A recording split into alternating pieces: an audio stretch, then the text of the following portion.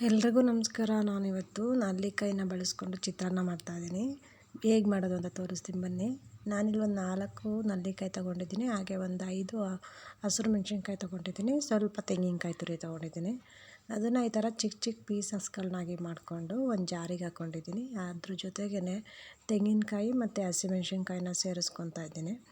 ಖಾರ ಎಷ್ಟು ಬೇಕು ಅಷ್ಟು ನೋಡ್ಕೊಂಡು ಹಾಕೊಬೋದು.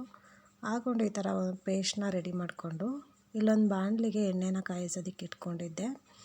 ಅದಕ್ಕಾದಮೇಲೆ ಸ್ವಲ್ಪ ಕಡಲೆ ಬೀಜ ಹಾಗೆಯೇ ಸಾಸಿವೆ, ಕಡಲೆಬೇಳೆ ಹಾಗೆಯೇ ಉದ್ದಿನಬೇಳೆ ಹಾಕ್ಬಿಟ್ಟು ಫ್ರೈ ಮಾಡಿಕೊಂಡು ಅದು ಸ್ವಲ್ಪ ಕ್ರಿಸ್ಪಿ ಆದಮೇಲೆ, ಯಾಕೆಂದರೆ ಅದು ಕ್ರಿಸ್ಪಿ ಆದ್ರೇ ತಿನ್ನೋಕ್ಕೆ ಚೆನ್ನಾಗಿದೆ ನಮಗೆ, ಕರ್ಬೇವಿನ ಸೊಪ್ಪು ಹಾಗೆಯೇ ಒಂದು ಈರುಳ್ಳಿನ ಕಟ್ ಮಾಡಿ ಈ ಥರ ಹಾಕ್ಕೊಂಡಿದ್ದೀನಿ.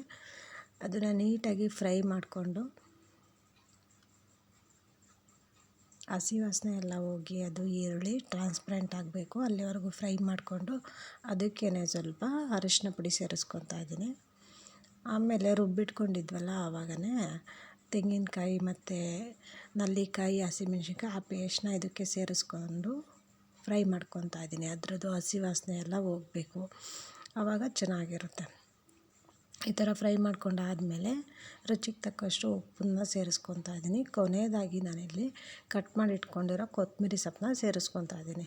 ಅದನ್ನು ಸಹ ಫ್ರೈ ಮಾಡಿಕೊಂಡು ನಾನಿಲ್ಲಿ 1 ಕಪ್ಪಷ್ಟು ರೈಸನ್ನ ಬೇಯಿಸಿಟ್ಕೊಂಡಿದ್ದೆ. ಅದು ಉದುರಾಗಿದ್ರೇ ಚೆನ್ನಾಗಿರೋದು. ಕೊನೆಯದಾಗಿ ಈ ಥರ ಒಂದು ಮಿಕ್ಸ್ ಮಾಡಿಕೊಂಡು ಸರ್ವ್ ಮಾಡಿಕೊಂಡ್ರೆ ನೆಲ್ಲಿಕಾಯಿ ಚಿತ್ರಾನ್ನ ರೆಡಿಯಾಗುತ್ತೆ. ನಾವು ಇದನ್ನು ವಾರಕ್ಕೊಂದು ಸರಿನಾದರೂ ಮಾಡ್ಕೊಂಡು ತಿಂದರೆ ತುಂಬ ಒಳ್ಳೆಯದು. ನೀವು ಒಂದು ಸರಿ ಟ್ರೈ ಮಾಡಿ ಹೇಗಿತ್ತು ಅಂತ ಹೇಳಿ.